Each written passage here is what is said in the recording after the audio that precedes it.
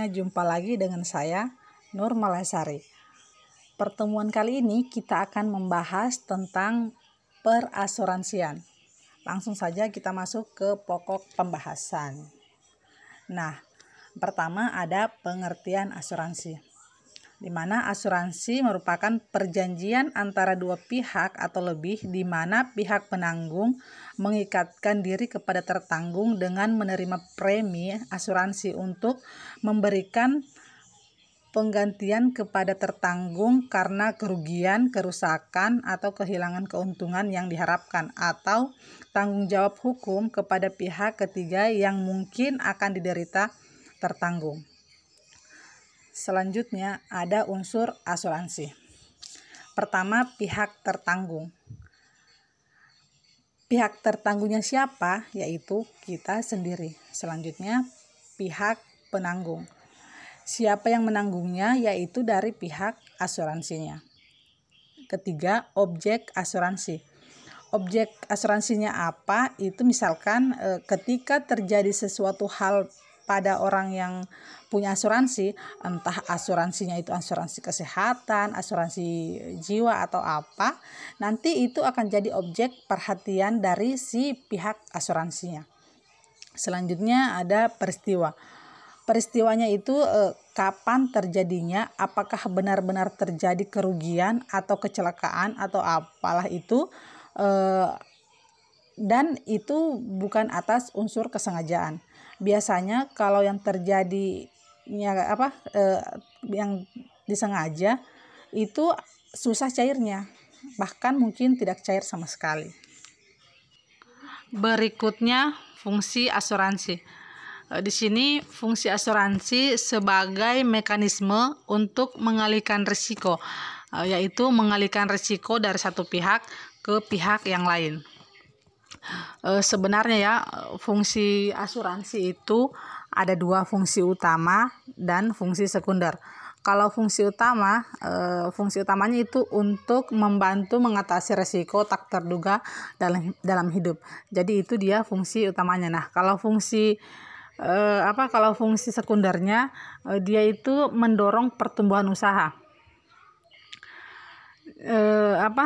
Jadi para pengusaha atau orang yang tertanggung, mereka dapat berkonsentrasi pada usahanya tanpa memikirkan hal-hal kerugian finansial apa yang akan terjadi atau akan dialami akibat risiko. Jadi mereka tidak memikirkan itu, mereka hanya fokus, hanya berkonsentrasi pada usaha yang mereka jalani, seperti itu. Jadi kayak misalkan ada kebakaran pada rukonya, mereka itu nanti akan diganti rugikan. Jadi sama dengan kayak mempercepat pemulihan perekonomian, seperti itu. Mereka bisa meminimalisir kerugian finansial yang dialami akibat risiko tadi, seperti itu.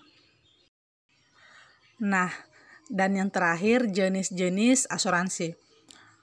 Pertama ada asuransi jiwa. Jadi kalau asuransi jiwa dia ini biasanya untuk asuransi terhadap jiwa seseorang. Kalaupun misalnya tutup usia, nanti akan mendapatkan kayak semacam pengembalian dana yang diberikan tentunya oleh pihak asuransi.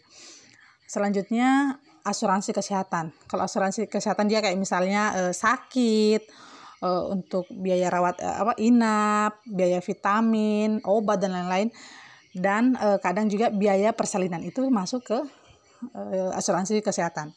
Kalau asuransi pendidikan, selanjutnya asuransi pendidikan. Kalau asuransi pendidikan dia kayak biasanya itu kayak terjadi pada orang tua kita. Orang tua kita kadang ditawarin untuk biaya pendidikan kita ke depannya, untuk biaya kuliah, biaya sekolah. Biasanya itu diambil per 5 tahun, 10 tahun, kadang juga ada nanti di usia 17 tahun. Itu tergantung dari program asuransi tersebut. Berikutnya yang terakhir asuransi kendaraan. Nah, kalau asuransi kendaraan dia ini biasanya itu asuransi kecelakaan, kerusakan, kembali lagi kepada peristiwanya. Bisa saja terjadi atas unsur unsur ketidaksengajaan atau bahkan bisa terjadi unsur kesengajaan. Kalau misalkan kayak unsur kesengajaan ya, misalkan kendaraannya si A, mobilnya mobilnya lecet sedikit, karena dia punya asuransi yang tadinya mobilnya lecet sedikit jadi parah, sengaja dirusakkan atau sengaja dirusakin.